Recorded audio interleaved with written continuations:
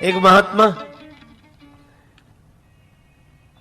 बड़े उच्च कोटि के संत थे, सूत्रों में बोलते।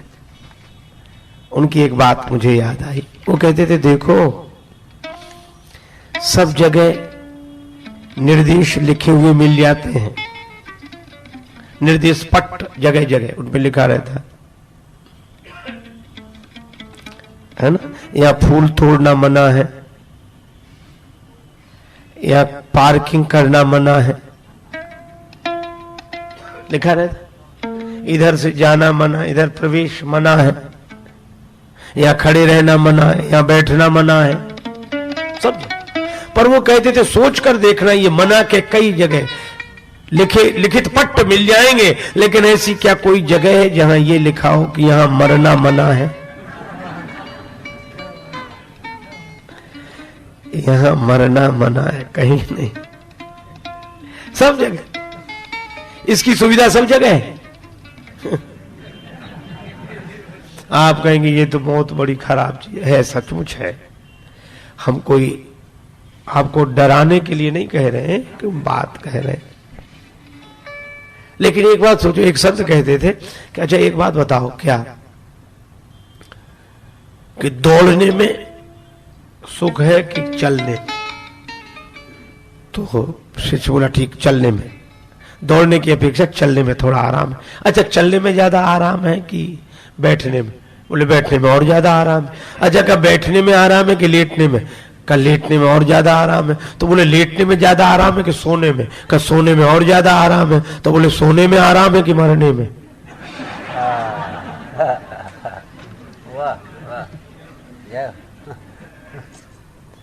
असल में है तो आराम, लेकिन हम चाहते नहीं है ना वो आराम, इसीलिए वो दुख लगता है।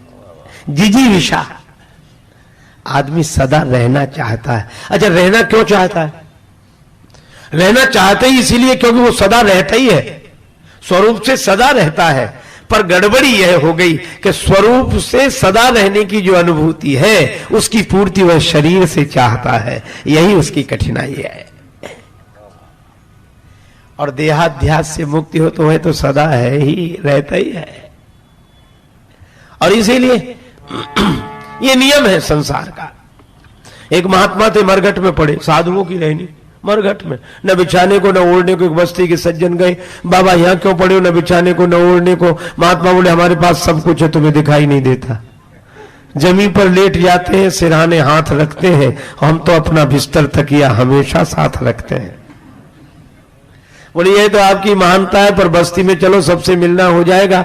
महात्मा बोले जरूरी थोड़ी कि सब घर में मिल ही जाए, कोई कहीं गया होगा, कोई कहीं मिलने के लिए मरघट अच्छा, वहां जाके क्या करेंगे? एक दिन बस्ती वाले भी यही आएंगे, सबसे मिलते चलेंगे। घर में मिले न मिले पक्का नहीं, पर यहां आना तो पक्का है। प्यास लगती है तो पनघट की याद आती है, लाज लगती है तो घूंघट की याद आती है। कैसी गमगीन कहानी है जिंदगानी की, उम्र ढलती है तो मरघट की याद आती है। एक उर्दू के कवि ने ही बड़ी अच्छी बात कही, तुम में रूठ जाने की आदत कहां से आ गई, मरीज हिज्र ये जरूरत कहां से आ गई। और कल तक तो सुना था कि न उठा जाता है बिस्तर से, और दुनिया से उठ गया वो ताकत कहां से आ गई। नियम है। इसीलिए श्री नानक देव जी कहते, चिंता ताकी कीजिए जो अनहोनी होए, यह मार्ग संसार दा नानक थिर नहीं कोए। एक आदमी ने और बढ़िया बात कही, अजल, अजल माने मृत्यु, अजल के नाम से गाफिल तेरा दिल क्यों दहलता है? अजल के नाम से गाफिल तेरा दिल क्यों दहलता है? मुसाफिर रोज जाते हैं, ये रास्ता खूब चलता है। तो दूसरे ने उत्तर दिया, अजल के नाम से गाफिल मेरा दिल यूं दहलता है, मुसाफिर जाते हैं लेकिन नहीं कोई साथ चलता है। इसलिए भाई कुछ भी सोचो, कितनी भी परिभाषाएं दी जाए, चाहे सुखी हो मन चाहे दुखी हो, लेकिन यह नियम बदलता नहीं है। कहे जग गति, जगत की गति ही ऐसी है, माइक मुनि ना था। उसके बाद वर्णन किसका किया? पहले तो माया का, जिसमें आना जाना है, फिर परमार्थ तत्व का वर्णन किया।